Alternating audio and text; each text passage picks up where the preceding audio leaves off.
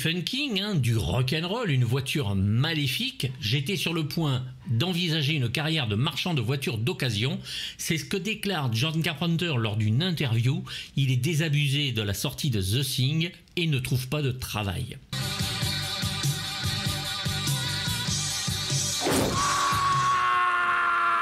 Alors qu'est-ce qui fait de Christine un film hybride dans la carrière du cinéaste de genre qu'est John Carpenter? Pourtant, tous les ingrédients chers à ce réalisateur sont là dans l'histoire, que ce soit le mal, cette fois incarné par une voiture, le héros, adolescent et perturbé comme la jeune Laurie d'Halloween, la petite ville classique et sans histoire, et pourtant, le film ne fait pas peur. C'est un tas de ferraille, Arnie. Je vais devoir la retaper. Vous pouvez le visionner encore et encore, il est magnifique, il est très bon, mais il manque un petit quelque chose. Alors bien sûr, il est supérieur à certaines œuvres adaptées du célèbre Stephen King, mais on a l'impression que ce film est moins personnel que ce que Carpenter avait tourné avant. Elle s'appelle Christine. J'adore ce nom. Le succès mitigé de The Thing, qui est une blessure toujours ouverte, y est sûrement pour quelque chose. Puisque personne ne le contacte, il se remet en question et va accepter Christine pour se remettre en selle, retrouver du travail, mais en prenant moins de risques. De plus, l'histoire, elle, ne l'intéresse pas. Elle sentait la voiture toute neuve. Ce qui est bien la meilleure odeur au monde. À part une chatte, peut-être. Mais il y a aussi d'autres raisons. Tout d'abord, le roman qui, comme d'habitude, est un énorme pavé que le scénariste Bill Phillips, qu'a demandé John Carpenter, et lui-même auront du mal à réduire au plus simple. Car pour montrer qu'Arnie change, il faut passer par les étapes un peu ennuyeuses du jeune garçon et de ses problèmes parentaux à l'école, avec les filles, ce qui fait que le fantastique dans le film ne démarre vraiment que très tard. Il sait pas ce qu'il fait. Et toi, tu ne sais pas la moitié de ce que tu crois savoir. Connard. Il y a aussi un grand nombre de passages coupés du roman qui auraient pu se révéler très intéressants pour le spectateur, comme le personnage du fantôme de Roland Le B. Toute la force du roman venait de ce fantôme maléfique qui terrorisait les lecteurs en apparaissant dans la voiture. Arnie n'était pas uniquement possédé par celle-ci, il l'était aussi par Le B. Je vous ai consulté pour la moindre des choses que j'ai faites jusqu'à maintenant. Il n'y a pas de réunion du comité cette fois, je me suis payé une voiture, c'est tout. Stephen King aura beau avoir été adapté par certains des plus grands réalisateurs actuels, rarement ses œuvres seront visuellement traduites à l'écran d'une façon correcte. Il en résulte bien sûr de grands films, comme Shining de Stanley Kubrick, même si c'est une adaptation absolument infâme, Carrie de Brian De Palma, Dead Zone de Cronenberg qui est absolument superbe, ou Cimetière de Mary Lambert qui reste l'adaptation la plus flippante, mais l'écrivain retrouvera que trop rarement ses livres fidèlement repris. Dis donc, si c'est à toi, pourquoi il n'y a pas ton nom dessus? Arnie Cunningham. Christine échappe donc à la règle et l'auteur le place parmi ses préférences. 1983 d'ailleurs, est l'année Stephen King avec pas moins de 3 films adaptés de ses romans, Dead Zone de Cronenberg, Cujo de Lewis Teague et Christine de John Carpenter.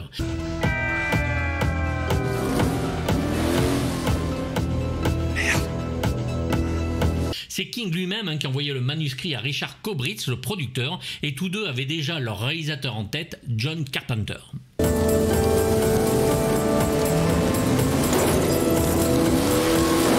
Carpenter avait déjà été évoqué pour un autre Stephen King, le film Charlie ou Firestarter, avant d'en être écarté parce que Dino De Laurentiis, et oui, j'y reviens, il était temps de trouver le budget, lui, trop onéreux. Big John et son scénariste travaillèrent sur Christine et décidèrent donc d'abandonner l'idée qu'Arnie se transforme en Roland Le B petit à petit, jusqu'à avoir l'air d'être un cadavre putréfié.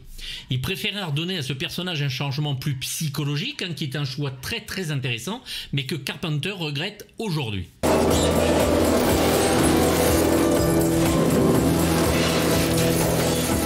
Comme il le dit lui-même, Christine n'effraie pas, j'étais fatigué du gore, des squelettes et de tout ça, du coup j'ai tout misé sur la bagnole. Big John va donc s'atteler à une histoire d'amour forte, réelle et dévorante entre un homme et sa voiture, ce qui ne manquait pas de rebuter plus d'un cinéaste, mais intéresse Carpenter au plus haut point car la voiture et surtout la vitesse apportent pour certains une ivresse toute sexuelle, et Arnie en sera le parfait exemple quand il dit « Oh mon vieux, y a rien de plus bandant au monde que d'être derrière le volant d'une voiture. À part une chatte peut-être. »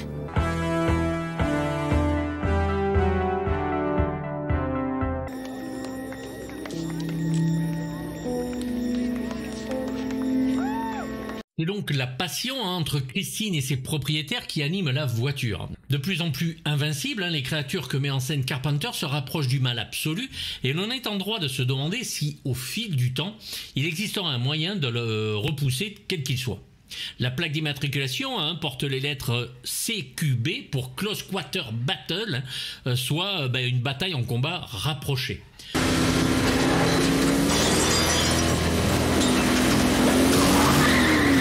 Christine est indestructible, ça tient dans le fait qu'elle peut se reconstruire toute seule. C'est ce qui rend d'ailleurs le film jouissif à regarder, tant on est fasciné par ce pouvoir. Mais à force d'être fasciné par la voiture, il ne reste qu'au spectateur que l'attente de ses prochaines tueries. C'est pour certains une des faiblesses majeures du film de Carpenter, comme si celui-ci, après l'échec de The Thing, avait réalisé qu'un nouvel opus sur le mal absolu avec du gore n'apporterait rien au film, mais du coup était sûr de le rentabiliser. Ça se nettoie la merde. Moshi Welsh était aussi une petite merde qu'on a nettoyée. De ce fait, Christine devient un film un peu moins personnel pour Carpenter, puisqu'il ne fait qu'y reprendre les thèmes déjà éculés de ses précédentes réalisations. Heureusement, il reste derrière la caméra un grand cinéaste, bien sûr, qui malgré le fait qu'il réalise ici un film pour un public bien défini du film de genre, il arrive surtout à rendre crédible cette histoire, alors qu'il travaille, pour lui en tout cas et selon ses dires, au radar en mode automatique.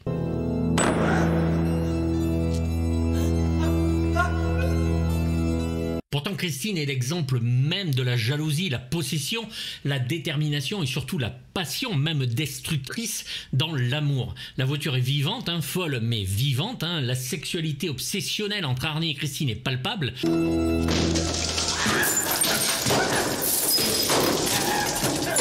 Le viol de la voiture par les brutes de l'école veut rendre Arnie fou de rage et alors le faire basculer. L'acteur frappa Alexandra Paul lors de la scène par surprise en causant un réel sursaut de l'actrice. Ne me touche pas, connasse! C'était bien ce que tu voulais, n'est-ce pas? T'as pas le putain de voiture! T'as pas le putain de voiture! Dans les scènes coupées, on voit les voyous pisser et déféquer dans la voiture pour la scène de sa reconstruction, une scène absolument sublime et qui reste phare dans le film. On peut y voir une sorte de striptease à l'envers et Arnie regarde sa voiture très intensément en lui disant « D'accord. Montre-moi. » Sous la musique d'Harlem Nocturne des Viscount. Rien n'est plus sexuel que ça.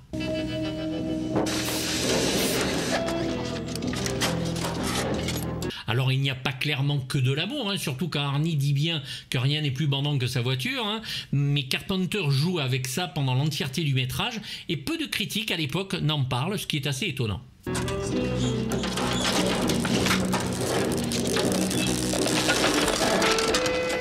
Le film devait en plus être tourné très rapidement afin de profiter des ventes de livres sortis peu avant.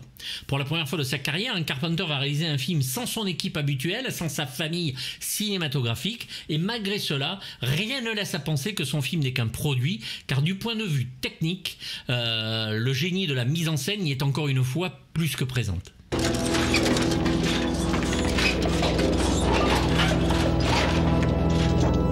De la musique à la photographie, tout est absolument parfait et seul le traitement plus froid et moins dur que sur son The Thing par exemple n'en reste pas moins un excellent divertissement du genre. La production de Christine débute en avril 83 après que Stephen King ait envoyé son manuscrit à Richard Kobritz avec qui il va travailler sur la mini-série Salem's Lot. Les vampires de Salem, un film de Tobe Hooper. La production réussit à acquérir 23 Plymouth Fury pour la somme de 500 000 $ et ils commencèrent à tourner en Californie du Nord.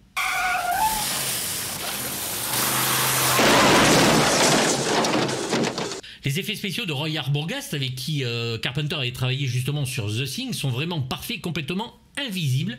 Et la photo de Donald Morgan ressemble à ce qu'il aurait pu faire avec sa famille cinématographique. C'est Cunningham! C'est impossible. Regardez ma voiture! Carpenter est un grand réalisateur et malgré ce film qui est carrément un film pour teenagers, il faut le dire, il montre qu'il est capable de nous asséner un film popcorn mais d'une beauté imparable.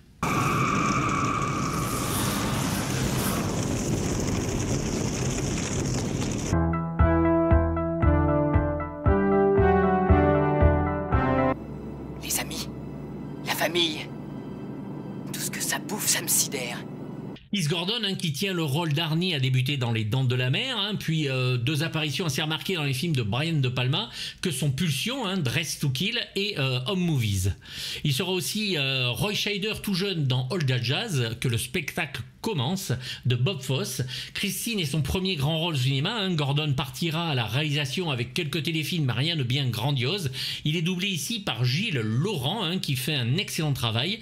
Il a fait de nombreux doublages, dont Jace dans la série animée Jace et les Conquérants de la Lumière. Keith Gordon est ici habité et sa transformation physique en parallèle avec celle de la voiture est vraiment impressionnante. Fou de rage après le viol de sa voiture, sa vengeance n'en sera que plus implacable.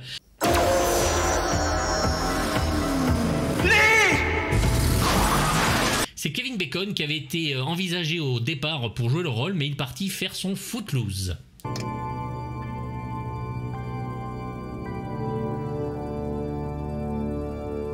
John Stockwell, qui joue Dennis, le meilleur ami d'Arnie, a joué dans des films comme Top Gun de Tony Scott ou Les Aventuriers de la 4e dimension, My Science Project de Jonathan Betuel. On va y arriver. Il se consacrera lui aussi à la réalisation, mais avec un petit peu plus de succès. Blue Crush, Bleu d'Enfer sont ses 2 films les plus regardables. Il est ici doublé par le jeune Lambert Wilson.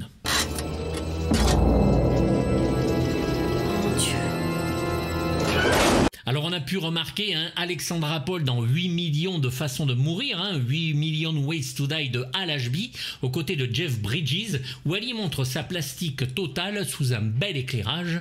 Dans Le Prix de l'exploit aussi, American Flyers de John Badham avec Kevin Costner sur les courses de vélo, mais c'est dans la série Alerte à Malibu qu'elle rencontrera le succès de 92 à 97.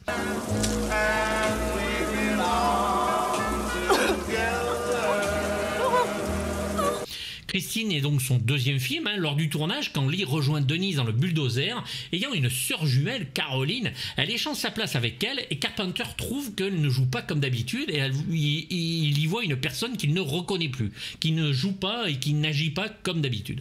La vraie Alexander débarque alors sur le plateau et Big John souffle un bon coup. Il croyait perdre la tête et a trouvé que c'était une très bonne blague. Du coup, Carpenter va faire venir une copie de la voiture de son producteur et ami Larry Franco et lui faire une blague aussi en écrasant cette fausse voiture sous le bulldozer. Franco n'en croira pas ses yeux jusqu'à ce qu'il lui révèle la blague. Si tu m'obliges à venir moi-même te chercher, tu vas le regretter. Robert Prosky, qui joue Darnell, le fameux garagiste, a joué dans de nombreux films, dont Le Solitaire et La Forteresse Noire de Michael Mann, Le Meilleur de Barry Levinson, Broadcast News de James L. Brooks, Gremlins 2 de Joe Dante ou Last Action Hero de John McTiernan, où il joue ce fameux projectionniste qui va lui donner le ticket magique à ce gamin et qui va l'envoyer dans le film. Il traîne sa dégaine de ronchonneur la plupart du temps et est ici doublé par André Valmy, qui est un énorme doubleur. Il a doublé notamment Robert Shaw et surtout dans la première version française des Dents de la Mer, où il joue Quint et raconte cette fameuse histoire de l'Indianapolis avec sa voix parfaite. George C. Scott, que je vous conseille de regarder en version française dans L'Exorciste 3, la suite, parce que il raconte des trucs, ça se pissait de rire. Ernest Borgnine, Telly Savalas, Rod Steiger, Karl Malden ou la voix du vieil Indiana Jones dans la série Les Aventures du jeune Indiana Jones. Fais pas le malin avec moi, fiston. Ta petite amie est drôlement plus convaincante que toi. Alors bien sûr, on ne présente plus Harry Dean Stanton, qui joue le flic et qui essaie de comprendre ce qui se passe. Pour les fans de films de genre, il est essentiel. Il a joué dans Alien, New York 1997, Le Paris Texas de Wim Wenders, L'Aube Rouge de John Milius et la rencontre avec David Lynch. On a retrouvé son corps en morceaux, on a dû ramasser ses jambes à la pelle. C'est ce qu'on fait d'habitude, inspecteur. On ramasse la merde à la pelle. C'est Marc Cassot qui le double, il est connu pour avoir été le doubleur de Paul Newman, de Michael Gambon, c'est lui qui le double dans Dumbledore, Ian Holm dans les Tolkien de Peter Jackson par exemple, Dick Jones dans Robocop ou le narrateur de Dark Crystal. On la ferme, petit enculé. Hey, c'est toi qui vas la fermer. Je ne veux plus t'entendre prononcer une grossièreté devant moi, Buddy. William Ostrander, qui joue Buddy, le salopard de service, est doublé ici encore une fois par Richard Darbois, avec son Cunningham. Nicolas Cage avait auditionné pour ce rôle, mais ne fut pas reçu à la fin. Je pense que la seule chose que mon frère ait jamais aimé dans toute sa chienne de vie a été cette voiture. Et Robert Blossom, qui vend la voiture à Arnie, avait été remarqué dans Rencontre du troisième type ou Always de Steven Spielberg. Il est doublé par le grand Philippe Dumas, la voix d'Alec Guinness dans les épisodes 4, 5, 6 de Star Wars en Obi-Wan Kenobi, Donald Pleasence ou Laurence Olivier. Aucun connard n'a pu se mettre entre lui et Christine et celui qui essayait. Tant pis pour lui. Son travail de doubleur est impressionnant autant chez Disney que sur Satanas dans Satanas et Diabolo ou Les Fous du Volant, La Bataille des Planètes, Scooby-Doo ou Gargamel dans Les Schtroumpfs.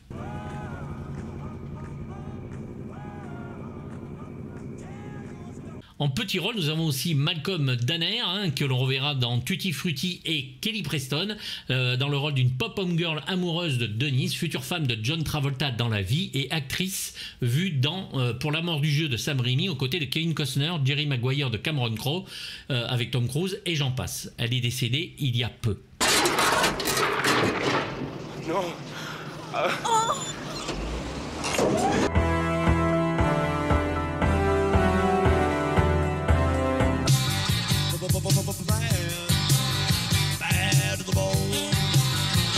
La musique du film, bien sûr, composée par John Carpenter et Alan Howard, c'est sorti à l'époque sous la forme d'un 33 tours regroupant les principales chansons du film des années 50, dont le très fameux Bad to the Bone de George Thorogood et les Destroyers. C'est un morceau qu'on a d'ailleurs pu entendre dans le Terminator 2 de James Cameron quand il sort du bar habillé en motard.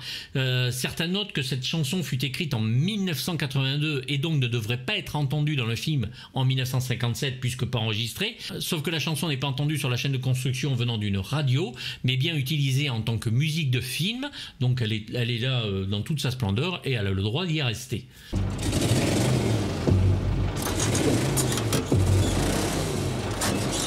C'est une utilisation de la chanson du réalisateur pour définir la voiture, mauvaise jusqu'à l'os. Stephen King utilise beaucoup de chansons dans ses chapitres de livres et Carpenter utilisera lui la radio pour faire parler Christine au travers de chansons des années 50-60. C'est le seul petit problème que je reprocherai d'ailleurs au Blu-ray ou au DVD, c'est de ne pas sous-titrer les chansons, ce qui était le cas au cinéma, pour que les gens puissent comprendre, pour ceux qui ne parlent pas anglais, ce que dit la voiture aux gens qui l'assaillent ou pas. Rien n'est changé. Tout est comme avant. La musique originale de Carpenter, donc avec Alan Howard, n'est sortie elle qu'en 1989 chez Varese Sarabande. Elle est d'un pressage remarquable et d'une mélancolie et d'une violence assez forte, surtout pendant les morceaux Christine Attacks.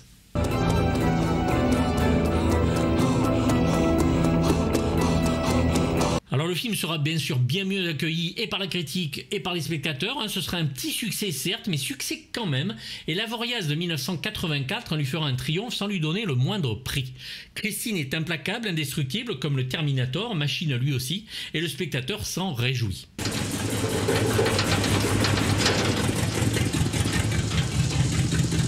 Je donne au film la note de 6 sur 6 pour ce travail de Big John, même s'il admet lui-même ne pas avoir été réellement impliqué dans le film. Si d'autres réalisateurs étaient aussi non impliqués, on aurait de meilleurs films. Carpenter et Stephen King se rencontrent de la meilleure de façon, et même si le film ne fait jamais peur, au niveau du fantastique, c'est absolument incroyable. Donc écoutez, n'hésitez pas à me dire ce que vous en pensez. Moi je pense que c'est un très bon film. C'est pas un chef-d'œuvre. Il manque vraiment le petit truc, comme je le dis, le risque que là Carpenter n'a pas pris. C'est souvent ce qu'on préfère dans les films à risque. Là il n'a pas osé, mais que voulez-vous, quand vous échouez, vous prenez un petit peu de recul et vous vous dites si je veux continuer à travailler, il faut peut-être que je me calme. C'est malheureux, mais c'est comme ça. En tout cas, 6 sur 6, c'est une très bonne note. C'est un chef-d'œuvre quand même. Je vous dis à très bientôt. On a encore du lourd qui arrive derrière. Et n'hésitez pas à me mettre pouce haut, pouce bas, un Tipeee, abonnez-vous, sonnez la cloche et je vous dis à très bientôt avec du lourd. Bisous.